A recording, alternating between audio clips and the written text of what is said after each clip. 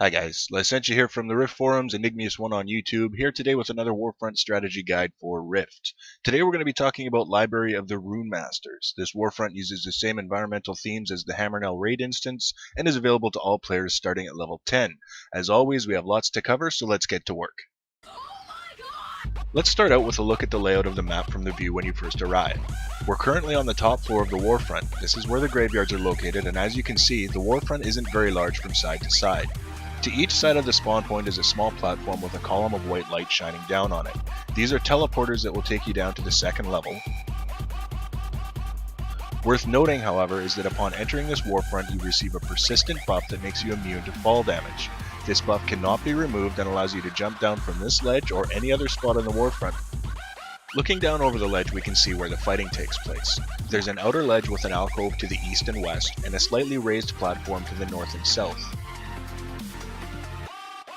To the middle we can see an open area marked by 4 pillars. This serves as a hub from which you can reach the outer ring, and also the lower corridor that we can see here as we pan the camera around. This lower corridor runs all the way around the outside edge of the map and has small alcoves located in the northeast, northwest, southeast, and southwest corners. Now that we've seen the vertical layout from a point of view where it makes sense, the overhead map becomes a little more useful, so let's take a look at that briefly while we discuss the objectives for this Warfront. Library of the Runemasters is a martyrdom-style Warfront, or maybe to be more accurate we could call it a mass martyrdom style. Points are earned by picking up runes as they spawn and holding them. The rune will do damage to the person holding it similar to the Fang in Black Garden, which is to say the damage starts out small and slowly increases with each tick until eventually it will do more damage than you have maximum health. At the start of the match, marked here on the map, there are 4 runes available to be picked up. As the match progresses, the number of available runes will increase to a maximum of 8. Throughout the match, you should be making regular use of your minimap to locate runes. Rune icons that appear in black are available to be picked up. Whenever a rune spawns, you will hear a gong.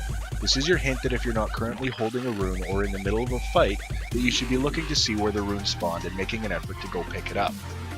Knowing how to identify the exact location of the runes available to be picked up is key to success in this Warfront. If you see a black rune icon to the north, south, east, or west as shown here by the green circles, you know that it's on the outer ring above the central area. If you see a black rune icon in the corners as shown here by yellow circles, you know that it's in one of the alcoves in the lower corridor. For each player on your team holding a rune, you will earn 3 points every 3 seconds. Killing an enemy player that is holding a rune will earn your team 5 points. Killing any other enemy player will earn 2 points, and note that if you are killed by damage from the rune, the enemy team will not get the 5 points they would have received if they had killed you themselves. The first team to 1,000 points wins. There's one final note I want to make from a mechanics standpoint. When holding a rune, if you get too close to another rune carrier on your team, you might see a blue beam appear between your character and theirs. This signifies that you are taking extra damage because you are too close to another rune carrier. It's very important when holding runes to maintain a bit of distance between other rune carriers on your team. There's never a good time to take damage that you don't need to be taking, so keep an eye out for other rune carriers. With all the mechanics covered, let's take a look at a match to see how it all comes together. When a match starts, you have the option to jump down off the ledge if you want, but as you'll see here, every time you use the teleporter you'll get the same attack power and spell power buff that you would get from running over a red orb in other Warfronts. This gives a bit of a boost when you're coming down out of the graveyard, but be aware that the enemy team will sometimes push through as a group and camp the location where the teleporter drops you off. If this is happening to your team, it's a good idea to post a warning in raid chat so that other members of your team coming down from the graveyard don't fall into the same trap. Remember that you have a teleporter on the other side, and you can also usually find a spot where you can jump off the ledge from the graveyard that won't land you in the middle of the enemy team. It's very common for teams to fight for control of the middle area. Maintaining control of this area can make it difficult for the other team to move up and down between the upper ledge and the lower corridor, effectively reducing their opportunity to grab runes as they spawn. It is absolutely critical to remember, however, that no runes spawn in the middle. If too many people tunnel vision and focus only on the middle area of the map without making the effort to pick up runes, what you'll often find is that you control the middle and the enemy team controls the runes. Controlling the middle doesn't earn points, holding the runes does. Here I've spotted a rune nearby, and as I move over to grab it, a look at the raid frame shows that a big chunk of my team just got wiped out. This puts me in a tough spot because my character's build has no self-healing, and between the damage from the rune and the fact that I'm by myself, I'm an easy target. The goal at this point would be to grab the rune and try to get to the rest of my team, but unfortunately the Defiant have established control of the middle, and a smaller group of Defiant is roaming the corridor looking for our rune carriers.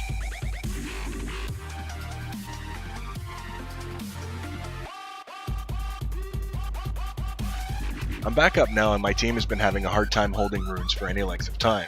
I've glanced at the scoreboard and seen that the majority of my teammates have yet to pick up a rune. I could assume the worst and rage at them for not properly managing the objectives, but that won't help.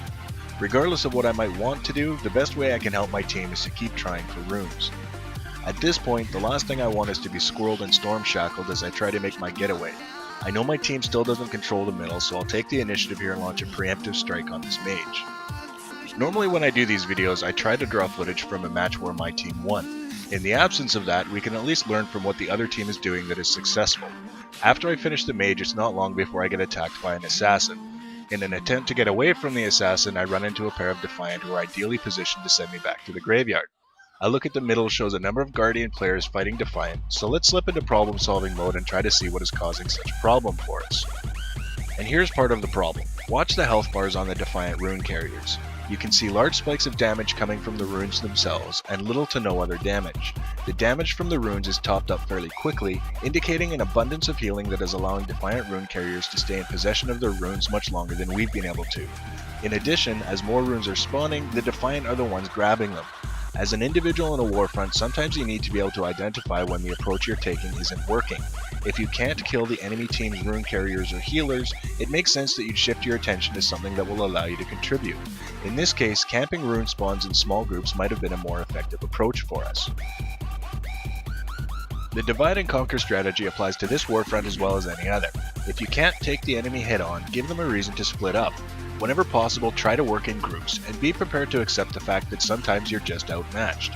While I'm confident there are things my team could have done to prevent such a lopsided outcome, I think this footage does a reasonable job of illustrating some things that work in this Warfront, and some things that don't. The simplified strategy for this map is to pick up runes, look after your rune carriers, and kill the enemy rune carriers. That's what the Defiant did, and that's why they won.